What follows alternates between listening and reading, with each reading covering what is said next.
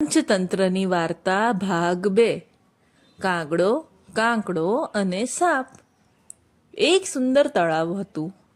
તળાવની આસપાસ લીલા ઝાડ, રંગીન ફૂલો અને શાંત વાતાવરણ હતું. એ તળાવ પાસે એક બુદ્ધિશાળી કાગડો રહેતો હતો. તળાવની અંદર એક કાંકડો રહેતો હતો. દરરોજ કાગડો તળાવ પાસે આવીને કાકડા સાથે વાતો કરતો. બંને વચ્ચે સારી મિત્રતા હતી. કાગડો ઉપરથી દુનિયા જોતો અને કાંકડો તળાવની અંદરના સમાચાર આપતો. એક દિવસ કાકડાએ કાગડાને ચિંતા સાથે કહ્યું, મિત્ર, મેં તળાવ પાસે એક ભયાનક સાપ જોયો છે. મને ડર છે કે એ મને નુકસાન કરશે. કાગડાએ આસપાસ નજર ફેરવી. સાચે જ ઝાડની જડ પાસે એક મોટો સાપ છુપાઈને બેઠો હતો. કાગડો વિચારે પડ્યો, સાપ સાથે સીધું લડવું શક્ય નથી. અહીં બુદ્ધિ કામમાં લેવી પડશે. કાગડાએ એક યોજના બનાવી.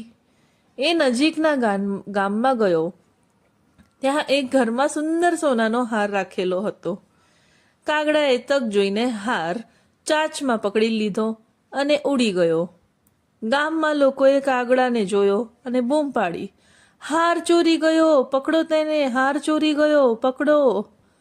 રાજાના સૈનિકો કાગડાનો પીછો કરતા તળાવ સુધી આવી પહોંચ્યા. કાગડો ઉડીને સાપ રહેતો હતો એ જગ્યાએ ઉતર્યો અને ત્યાં હાર નાખી દીધો. સૈનિકો હાર લેવા તળાવ પાસે પહોંચ્યા ત્યારે અચાનક સાપ બહાર આવ્યો. સૈનિકોએ સાપને જોયો અને તરત જ સમજી ગયા કે આ ખતરનાક છે. તેમણે સાપને મારી નાખ્યો અને હાર લઈ ગયા. તળાવ ફરીથી શાંત થઈ ગયું. કાકડો ખૂબ ખુશ થયો. તેણે કાગડાને કહ્યું, મિત્ર, તું ના હોત તો હું બચી શકત નહીં. કાગડાએ સ્મિત કરીને કહ્યું, સાચી મિત્રતા એ મુશ્કેલીમાં મદદ કરવી છે. બંને